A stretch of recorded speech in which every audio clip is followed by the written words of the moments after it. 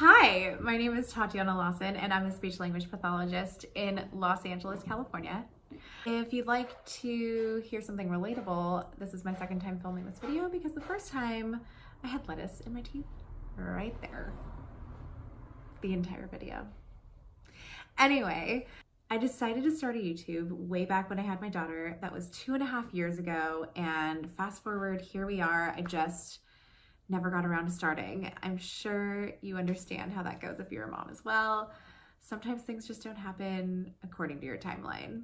My hope for this channel is to provide the easiest framework I can for parents to support their child and create a language-rich environment in the best and easiest way possible so that their child later on can have strong literacy skills and amazing language when they start school.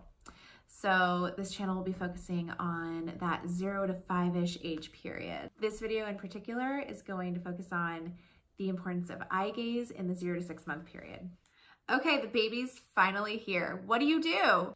In this newborn stage, it feels kind of like babies just kind of like randomly squeak and squeal with no real aim and that it has like no meaning or anything. But that is not the case. Your baby is forming the building blocks for using words later by those squeaks and squeals.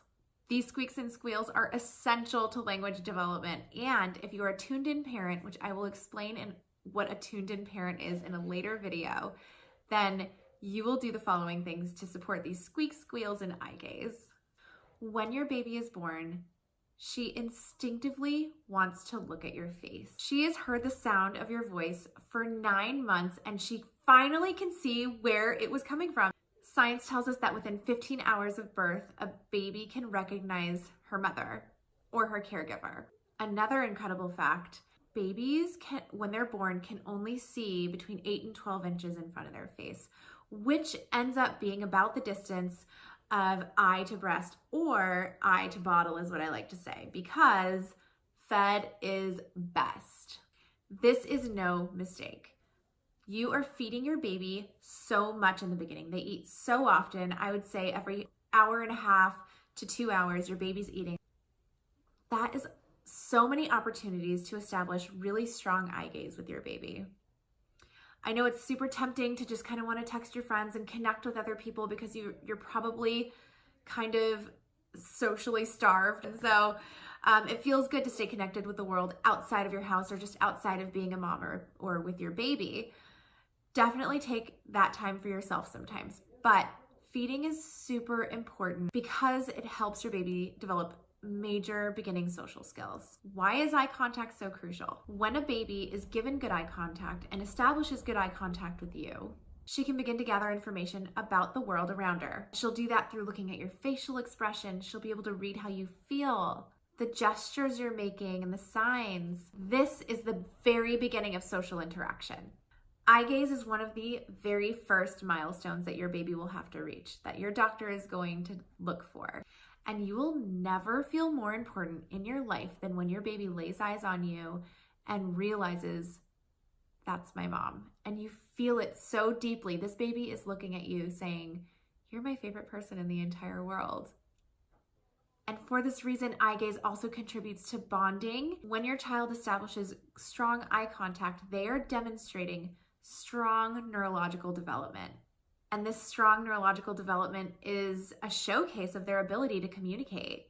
And if we break it down, demonstrating eye contact is showing that she sees your face, she registers who you are and recognizes you, and that she understands facial expressions and how they can indicate how a person is feeling.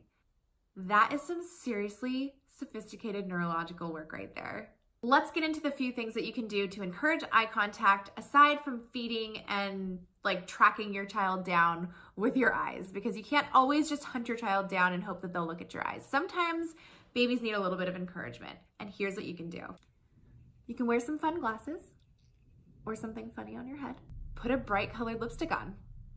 Sing songs and rhymes. You can pick up something sparkly or that glows.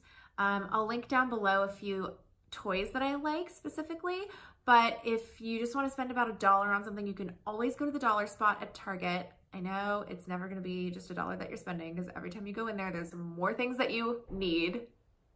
I'm guilty. But the dollar spot is a great place to find something that lights up that's interesting for your baby. They always, no matter what season it is, have a wand that you can hit and then the top lights up.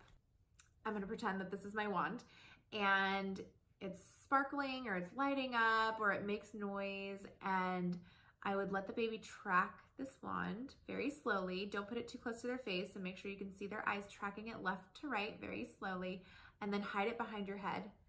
They will look at your face at that point, and then you can say, yes, it's mommy. Hi, you're looking at mommy. Good looking. Hi.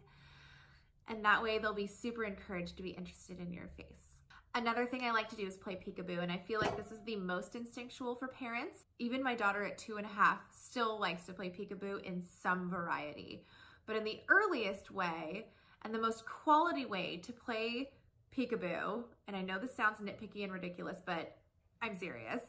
The most high quality way to play peekaboo is to start off with using something that's sheer, maybe a gauze or a sheer scarf, and hold it in front of your face, and then before you say boo, peek-a-boo, pause.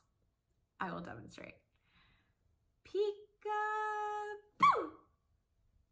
Peek-a-boo! Make sure you include that little pause, because over time your child will fill in that blank and start to say boo by themselves. That's much down, like further down the line. But before you bring down the scarf or whatever you're using, wait for your child to show a little wiggle of anticipation or maybe make a squeak, and then reward that interaction and that response to anticipation with the boo. So really this is a game of anticipation. They're anticipating what's gonna come next. I know that that boo is gonna come. I want it to come. How can I make it come? And then they get so excited. Oh, maybe if I make a squeak, maybe if I move my hand or make a gesture, it'll happen. And that is such an early form of communication. Another effective, very cheap option to get your child to look at your face, stick something on it. A sticker, this is like a little puzzle piece, and they know that doesn't go there. It's something different, and they'll be super interested, and they'll look at you in the face. Once you get your baby's interest, then start speaking to them. It's super rewarding, and it'll also encourage them to look at you when you're talking. When your child's looking at you, try not to be the first one to look away. The human face is such a strong stimulus at this age. They're super interested in your face. And some babies, depending on their level, might need a break. So if you find that your child is looking away or veering eye contact in some way, they might be just saying, hey, listen, I need a chance to process all of this. Give me a break. So it's super important that we respect babies' sensory capacity. Each baby's different, so you never know. Just feel it out. You're mom, and you always know best. Or dad, you know best. Some babies are more sensitive to the sensory input and might avoid eye contact more often. And other babies might need more intense stimulation in order to maintain eye contact. So they might like it when you make big eyes or smile really big or make a funny face. So the biggest point is that we always meet every baby at their level and that we keep every interaction as positive as possible. There you have it. This is my first YouTube video. I hope you subscribe.